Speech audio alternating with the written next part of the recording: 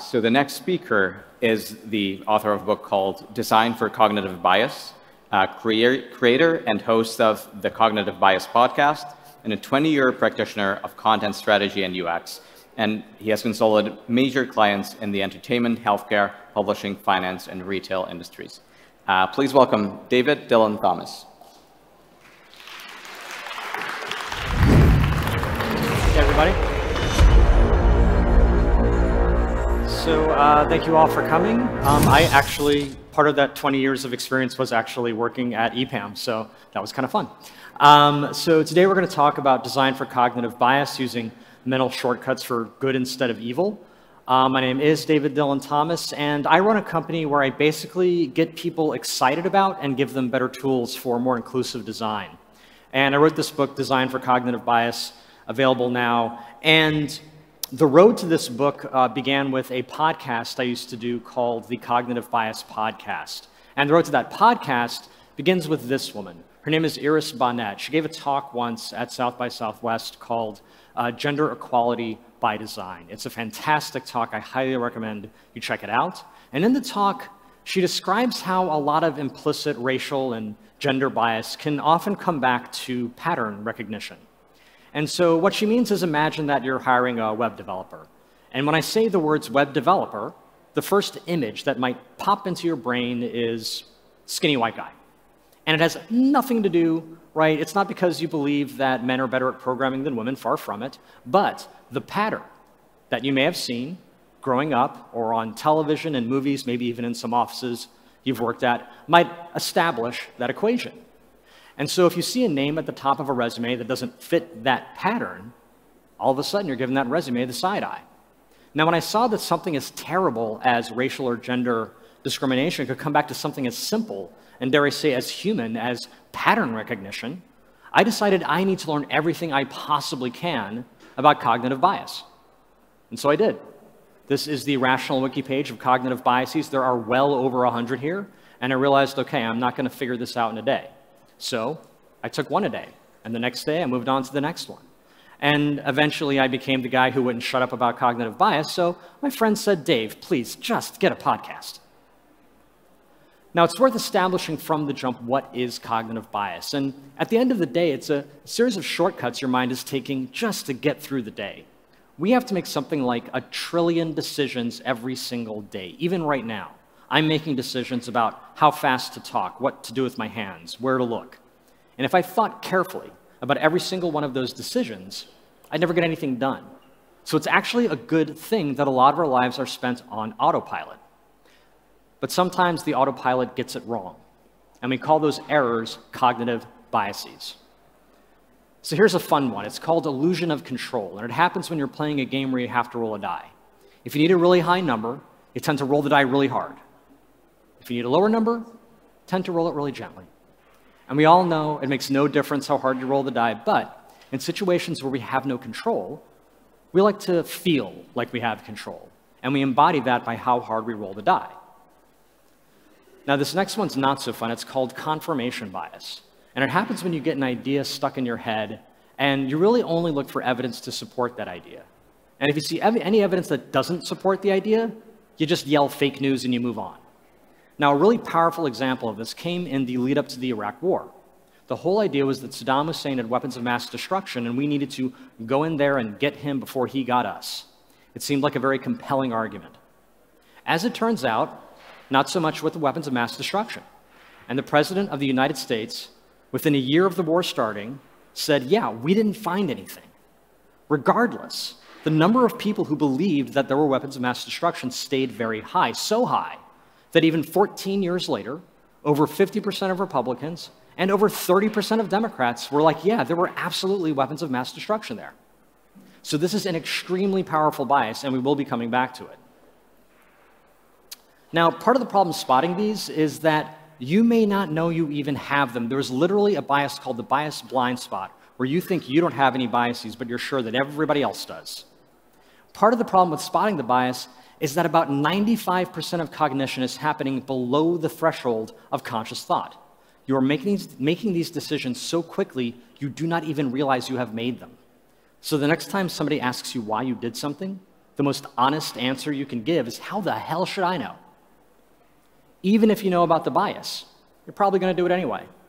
There's a bias called anchoring, and the way it works is I could say to everybody in the audience, please write down the last 2 numbers of your phone number. And then I could say, hey, we're going to bid on this bottle of wine. Those of you who wrote down higher numbers are more likely to bid higher. Those of you who wrote down lower numbers, more likely to bid lower. It's called anchoring. It's a thing. Now, I could tell you all of that before we did the experiment. You'd still do it. In fact, I could say, I will give you cash money not to do it. Still do it. Now, the reason we need to care about cognitive bias as designers is because of something called choice architecture. And you can see it if you go and shop for groceries. In the States, the common wisdom is never reach for the top of the barrel, because that is where the grocer is going to put the product they're most trying to get rid of, right? The oldest food. They're going to put it where it's easiest to reach. They've architected that experience to benefit themselves. Now, they could just as easily have architected it to benefit the customer by putting the freshest produce where it's easiest to reach. But the point is, however they architect that experience affects the decisions you're going to make in that experience. So think about the decisions your customer needs to make. And then think about how people make decisions. Not how rational people make decisions. There's no such thing. How do people who are making 95% of their decisions without even realizing it, how do they make decisions? And the good news is there are content and design choices that we can make that can keep some of these biases at bay, or even sometimes use them for good. And that's what I'd like to talk to you about today. So let's go back to the skinny white guy. As it turns out, in experiment after experiment, if you have 2 identical resumes, and the only difference is the name at the top of the resume, if it is a female-sounding name, it will tend to stay on the pile. If it is a male-sounding name, it tends to keep on going through the process. Which begs the question, why do you need that information? What about the name is helping you, the hiring manager, figure out who to hire? Think of it like a signal-to-noise problem, right? The signal, the thing that's actually helping you make the decision, are things like experience, right? The thing that might be getting in the way, depending on what patterns you've grown up with, could be the gender or the race, or really what you're reading into the name in terms of the gender and the race. So the city of Philadelphia did in fact do a round of anonymized hiring for a web developer position, and they discovered a couple of things. One, even in the high-tech world of web development, the best way to anonymize a resume is to physically print it out, get a marker, and redact it like a CIA document. Another thing they discovered is that when they found a resume they liked, they would want to go to GitHub, which is a code repository, to basically look at this developer's portfolio. The second they got to GitHub, all the personal information would be there and would ruin the experiment. So clever people that they are, they wrote a Chrome plugin, a little program that would anonymize that data as the page loaded. And then just to complete the circle, they took that code and put it back on GitHub, and it's there now if you ever want to try this yourself. Now, this isn't just about humans making hiring decisions. Amazon had an AI whose job was to sift through thousands of resumes to try to make recommendations. But they found that it was incredibly sexist. So sexist that if it even saw the name of a woman's college on a resume, it would downgrade that resume. So they tried to figure out how did it become so biased. And they said, okay, well, how did we train it? Well, they trained it on the prior 10 years of resumes to Amazon. Guess what all those resumes had in common? It's mostly guys. So the AI took one look at that and said, gee, you sure must like dudes, and then just kept recommending dudes. We like to think of AI as this objective, oracle, all-knowing thing. Really, it's a glorified prediction engine. And if you point it at a racist and sexist world, it is going to make racist and sexist predictions. Now, this can go in the other direction. Amazon Go is a store where you walk in, you take what you want, and you leave. And Amazon will automatically deduct whatever you've taken from your account. Now, for Ashley Clark Thompson, this had a very curious effect, which she wrote about in an article called "In Amazon Go, No One Thinks I'm Stealing." And what she's referring to is a phenomenon known as shopping while black. It manifests as hyper-aggressive customer service. Can I help you? No. Can I help you? No, really. Can I help you? In Amazon Go, there was no one there to do that to Ashley. So by removing one key design element, namely the staff, Amazon created a less biased experience for that customer. Now, an important term for us to learn here is cognitive fluency. And it's the idea that if something looks like it's going to be easy to read, we will assume whatever it's talking about is probably easy to do. By the same token, if something looks like it's going to be hard to read, we'll assume whatever it's talking about is probably hard to do. So I've been making a lot of pancakes lately. This is a recipe for pancakes, and the text is kind of small, kind of clumped together. I might glance at that and think, I bet pancakes are pretty hard to make. I don't know if I'm going to make pancakes. Now, I could take that same content, give it nice, big, full-width imagery, maybe more scannable chunks of text, and I might glance at that and think, you know what? I bet pancakes aren't that hard. Maybe I'll make pancakes. A 2-minute video, forget about it. We're making pancakes. Now, think about that same logic if I'm trying to decide, do I want to drive or take public transportation? I take one look at that printed schedule and I conclude immediately, oh my God, public transportation is impossible. I will never use it. I take a look at the app screen. You know what? Maybe it's not that hard. Maybe I'll give it a try. Now, everyone has to vote, decide one way or the other. How many of you think that Marie Curie was born in 1866? All right. How many of you think that Marie Curie was born in 1868? That's a fairly even split this time. Very often, 1868 will get a bit more of a jump there. We'll win the vote. By the way, she was born in 1867. You're both wrong. But people do tend to vote more for 1868. The reason being, if something is easier to read, we actually think it's more true. But it gets worse. If something rhymes, we actually think it's more true. It's called the rhyme is reason effect. Now, what we think is happening here is that we like things that are easier to process. Things that are easier to process feel more certain, and we love certainty. So I'll give you an example. If I asked you, hey, what did you get for your 5th birthday? You got a toy truck, right? You might not feel too certain about that answer. It's hard to remember, hard to process. It doesn't feel very certain. If I say, hey, what did you have for breakfast this morning? You might feel pretty certain about that answer, right? It's easy to remember, it's easy to process, it feels very certain. Things that rhyme are easier to remember. They feel more certain. They're easier to process. Things that use big, bold fonts and clear imagery and clear language are easier to process. They feel more certain. Now, this becomes important when it comes to things that we need to believe. In America, there's a crisis where African Americans, generally speaking, do not believe health information that comes from the government.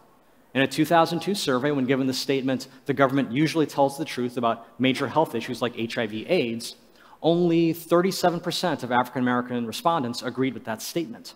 By the time you get to 2016, that number has dropped to 18%. Now, I could give a whole other talk about why there are legit reasons that African Americans are suspicious of health information that comes from the government. But the fact remains, this is information that could save lives. So if it needs to rhyme, if it needs to use clear language and pictograms, so be it.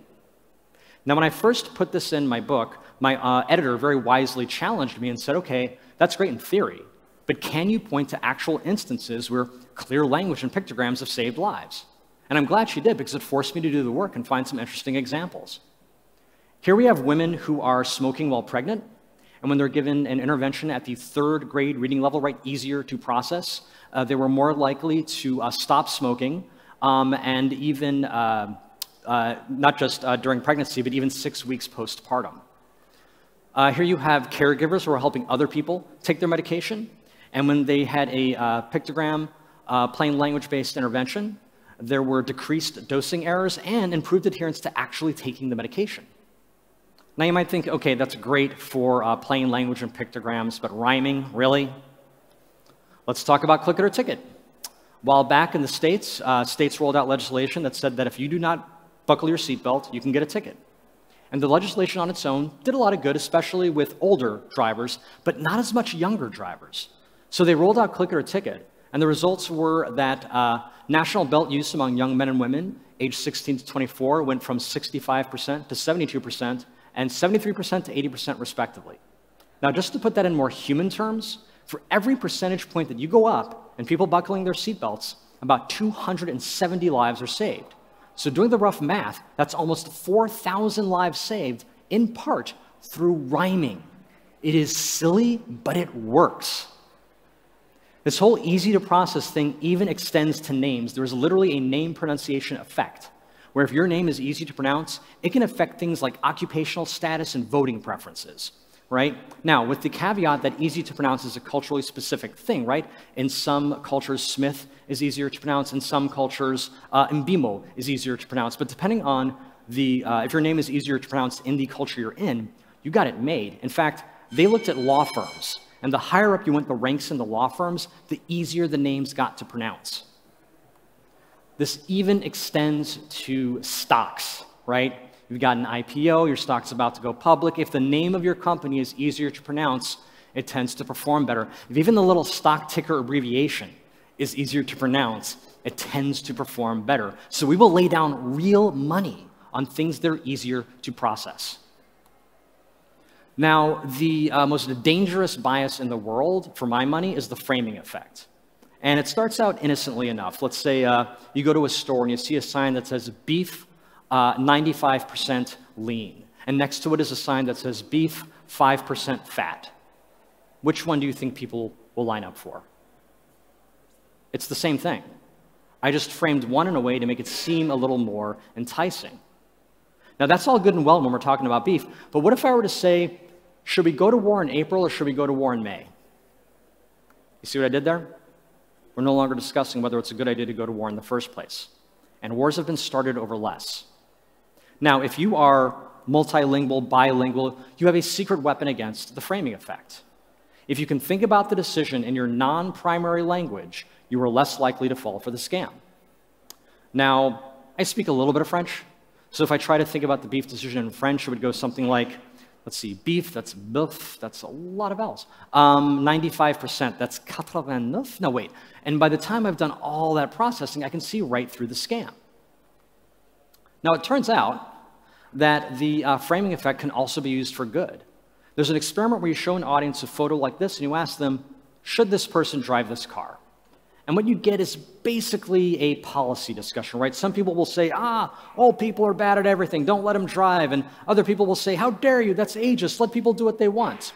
All you will learn by the end of that conversation is who's on what side. Now, I could show the exact same photo to another audience and ask, how might this person drive this car? And what you'll get is a design discussion. Some people will say, what if we change the shape of the steering wheel? What if we move the dashboard? And what I'll learn by the end of that conversation is several different ways that person might be able to drive that car. I only changed 2 words, but by changing the frame of the conversation, I changed the entire conversation. In fact, what if I zoom out a little more and I ask, how can we do a better job of moving people around? Because that's why she was in the car in the first place. She was here, but she wanted to be over there. And if I frame it this way, things like public transportation are on the table. I want to close by talking about our biases, because these are the ones that can really get our users in trouble. First, let's talk about confirmation bias. I told you we'd be coming back to this. So for a long time, I had a misunderstanding of what the scientific method was. I thought it was, I have an idea about how the world works. I'm going to test that idea. If I get a good result, I'll write down what I did, and a whole bunch of other people will try the same thing. And if they get the same result, great, write it down. It's a law. Let's move on. After talking to some actual scientists, I found out it's a little more complicated than that. I have an idea about how the world works. I am going to test it. I'm going to write down what I did. If I get a good result, a whole bunch of other people are going to try the same thing. If they get the same result, yay, I get to spend the rest of forever trying to prove myself wrong. I have to ask myself, if I'm wrong, what else might be true? Okay, let me go and try and prove that. Now, that is a much more rigorous approach, and it was created specifically to fight confirmation bias. Now, as designers, it can be really easy for us to leave good design on the table because we fall in love with our first idea. Let me show you just how easy. Let's say I'm going to play a game with a computer, and the computer's going to show us those numbers and that question mark and say, put whatever number you want where the question mark is, and I'll tell you if that number fits the pattern. Put in as many numbers as you like, and when you're ready, tell me what you think the pattern is. If you're like me, the first number you're going to try is 8. The computer is going to say, congratulations, that number fits the pattern. Would you like to try another number? And if you're like me, you're going to say, nah, I got this. The pattern is even numbers. And the computer says no.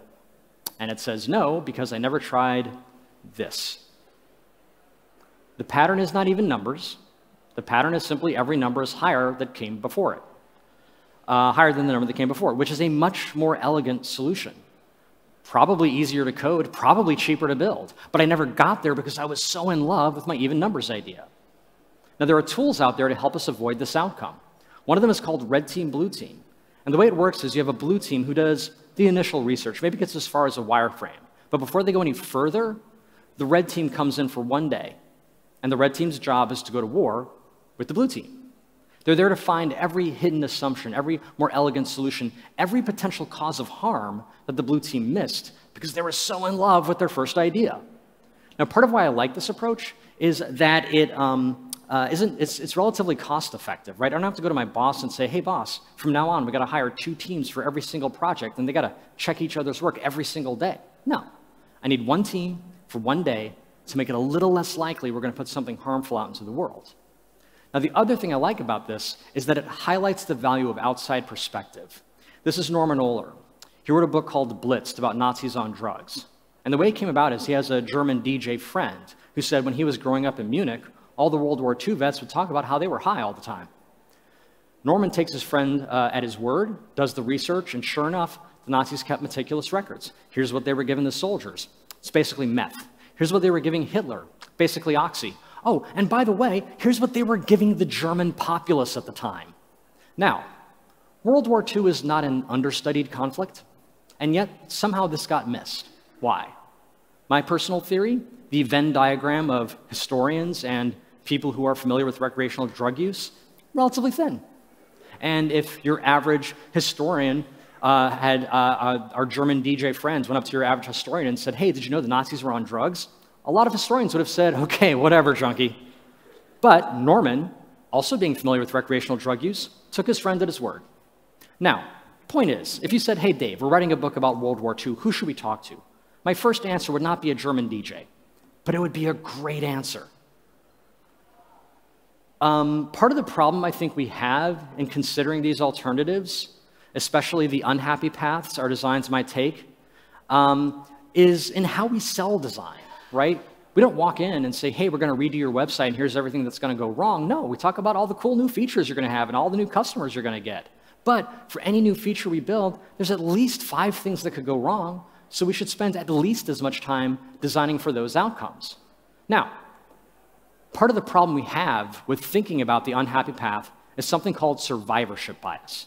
And you can see it illustrated in the story of Abraham Wald. Abraham Wald was a brilliant Austrian mathematician who had the misfortune of being a brilliant Austrian Jewish mathematician in Austria in the 1930s, which meant that his life was in danger. Now, he managed to get out of Austria before the Nazis moved in, and he came to the States. And while in the States, he was asked to help with the war effort. Specifically, how do we arm our planes better so that they don't get shot down so much? So they put him in a hangar with a whole bunch of airplanes, with a whole bunch of bullet holes, and a whole bunch of other scientists. Most of the scientists say, okay, this is pretty easy, right? You just put the armor where you see the bullet holes. What's the big deal? Our friend Abraham says, no, actually, that's where you shouldn't put the armor. You need to put the armor where you don't see bullet holes. Why? They were looking at the planes that were shot, but not shot so bad that they couldn't come back. What they needed to worry about were the planes that were shot so bad that they never came back. And those were most likely shot where these planes were not. They were thinking about the survivors. They were not thinking about the ones who were not so lucky. There are tools, however, to help us think about that unhappy path. One of them is called speculative design. And it's kind of like that show Black Mirror, which, if you've never seen it, is basically a Twilight Zone for tech. Right? You take some near-future technology, and you tell a story about what would happen if actual human beings got their hands on it. And the outcome is always horrible. I think that anybody working on a new technology, by law, should have to write a Black Mirror episode about it first. But this is a real job. So the folks at Superflux went down to the United Arab Emirates to help them think about the future of energy. And the question on the table was, should we continue to invest in fossil fuels, or should we start investing in renewables? So one of the things that Superflux did was to say, okay, let's figure out what your air quality is going to be like if you continue down the road of fossil fuels, maybe 5 years out, 10 years out, 20 years out. But they didn't just figure it out. They bottled it, and then they made them breathe it. And by the time you get to even 10 years out, it's unbreathable. By the end of that engagement, the UAE announced they were going to invest over $150 billion in renewables. Another tool you can use to kind of get all your biases out on the table at the beginning of a project is called an assumption audit. And the way it works is you get your team in the room before you kick off, and you ask these 5 questions. 1, what identities does your team represent? Now, you're only going to self-identify as you feel comfortable, but you are going to be thinking about things like age and education and neurodiversity. Then you're going to ask, well, how might those identities influence the design of this thing we're working on? Then you're going to ask, well, who isn't in the room? Have any of us ever been incarcerated? Have any of us ever had our immigration status questioned? Then you're going to ask, how might that lack of perspective compromise the thing we're working on? And then finally, you're going to ask, what might we do to include, honor, and give power to those voices in the design process? And I choose those words carefully. Include, yes, certainly, talk to people. Empower, honor, maybe pay them for their time. Give power. Are there people who are going to be impacted by this work who have no say in the work? And if so, how do we give them more say? I like this quote from somebody who's working on the show The Mandalorian. It's this sci-fi Star Wars show, and in it there's a race of aliens that speak mostly in sign language, and they said, look, I have a friend who's a deaf actor. They can come and actually help us with this. And my favorite part of the tweet is, it's our responsibility when we're in the room to look around and see who's missing. Now, one tool you can use to help see who's missing is called a power map. And this is the first step in something called participatory design. Participatory design is very similar to most design flows you're used to, the difference being you think very carefully about how power plays out during the design process. So you can see you have one axis that's about interest, right? On one end is low interest, people who are not going to be very impacted by this, who could care less how it turns out. On the other end, high interest, people who are going to be very impacted. The other axis is power, who has very little or no say in how the design process turns out, and who has all the say. And what you're looking for are the people who fall into this lower right. They are very impacted by the work, but they have no say in how it turns out. The whole project of a participatory design becomes, how do I move them from that lower right to that upper right, where they're very impacted, but they also have a lot of say. So one example might be work that the city of Philadelphia did with the Office of Homeless Services. They were redoing the intake process for people experiencing homelessness. So the people who have who have very little say but are very impacted would be the people experiencing homelessness, right? So in order to move them up into that upper right, a lot of it is just accountability and relationships. You're not just going to go in and interview some people experiencing homelessness and say thank you for your time and never talk to them again. No, you're going to synthesize that research, you're going to come back and you're going to say, hey, did we get this right? And if you didn't, you're not done yet. Then during the design process, you're not going to design at those people, you're going to design with them. And again, before it's called done, make sure they say you got it right. And before implementation, same thing. Did we get this right? If not, guess what? We're not done yet. You basically treat them the way you would your CEO. The reason you go to all this trouble is because they have to live with what we build.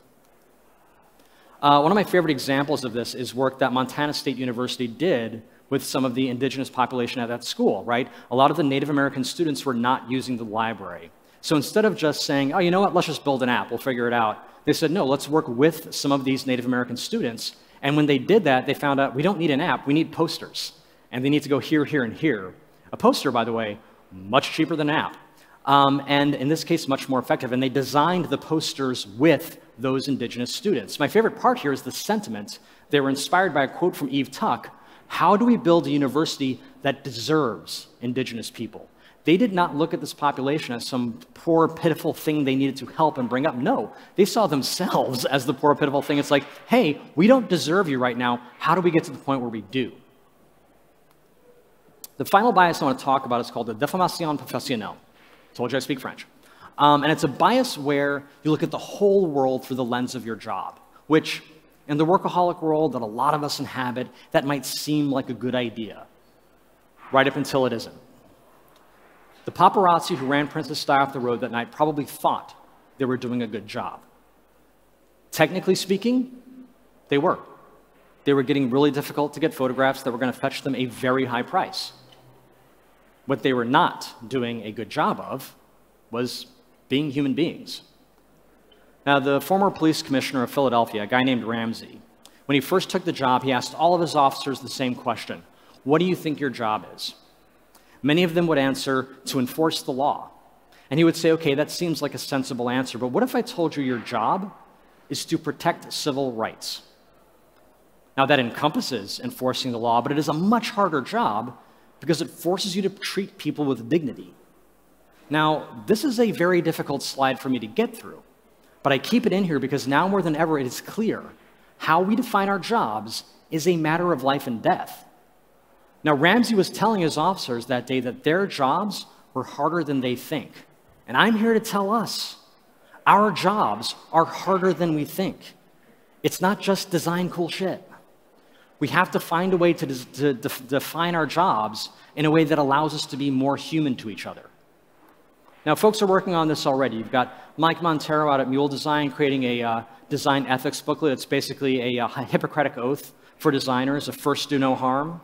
You have the Design Justice Network, which has nodes all over the world who do amazing work in this area. And they have these wonderful design principles. I'm just going to read you the first two. One, we use design to sustain, heal, and empower our communities, as well as to seek liberation from exploitative and oppressive systems. Two, we center the voices of those who are directly impacted by the outcomes of the design process. Now, if you just try to stick to those first two, you have got your work cut out for you. It's the difference between what Erica Hall calls user-centered design versus shareholder-centered design. We often think we're doing the former when we're kind of doing the latter. Now, what gives me hope in this work is that, to a certain extent, these are solved problems, right? The ethical dilemmas we faced are actually very, very old. The study of moral philosophy and ethics has been with us for literally thousands of years. And the folks at the Mercola Center for Applied Ethics do a great job of distilling all that wisdom into simple questions you can ask about your work. Which option produces the most good and does the least harm? That's just the utilitarian approach. Which option leads me to act as the sort of person I want to be? That's the virtue approach. This wisdom has been with us forever. It's just a question of making it a part of the design process.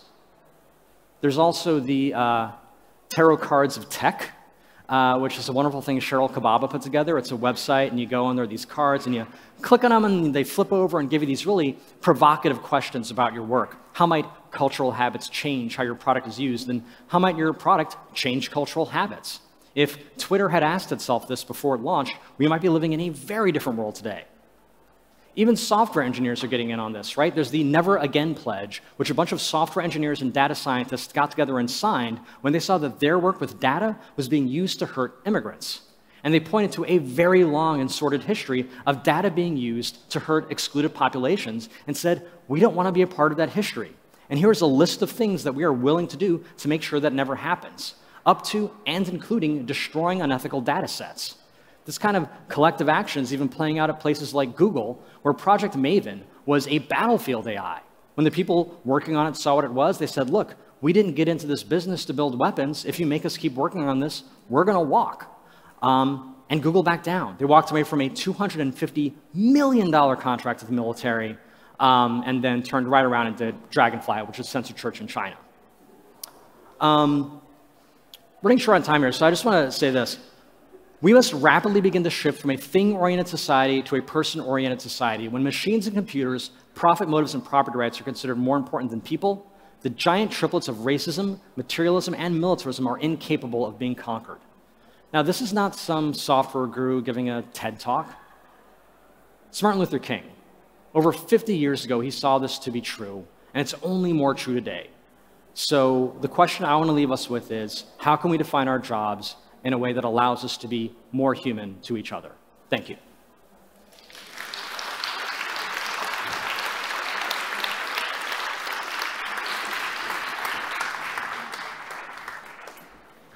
Thank you very much for the talk. I'm not sure I will be able to decide on anything from today on. But yeah, and beautiful fringe, by the way. We have two questions that came in, so I'm just going to read through them in the order that they did. So, any tips on how to challenge bias that comes from echo chambers within an organization, especially if the bias is on high levels? Example, we know we did it. We know because we did it before. Sure. So you'll be glad to know that the entire middle chapter of my book, which is called Stakeholder Bias, is basically how to Jedi mind trick your boss into doing the right thing. There are many ways, in fact, to do this. One I like to call stakeholder inception, and it's great for situations where someone's like, look, we've always done it this way. And the idea is it's better for someone to think that your idea was their idea to start with. And a less creepy example would be, I was working with a company that was convinced their content had to stay behind a paywall. And analytics didn't show that to be true, user research didn't show that to be true, but they were convinced this is how we've always done it. So we said, okay, we're gonna do a brainstorming exercise. Tell us the 10 reasons you're making that content. Put that up on a wall. Okay, we did research with your users. Here's the 10 reasons they're looking for that content. Put it up on the wall next to it and said, okay, brainstorming exercise, how might we use content to make those two lists happy? Left the room, let them do their brainstorming exercise, come back, and guess what? They said, you know what we could do? We could take this content and pull it out from behind a paywall. And we said, that is a great idea that you had. We are so glad that you came up with that idea, right? And what I like about this approach is that, one, it's kind of more honest, because instead of me just coming in and saying, I did the research and here's what I think, it's, I did the research, what do you think we should do, right? They might actually come up with a better idea.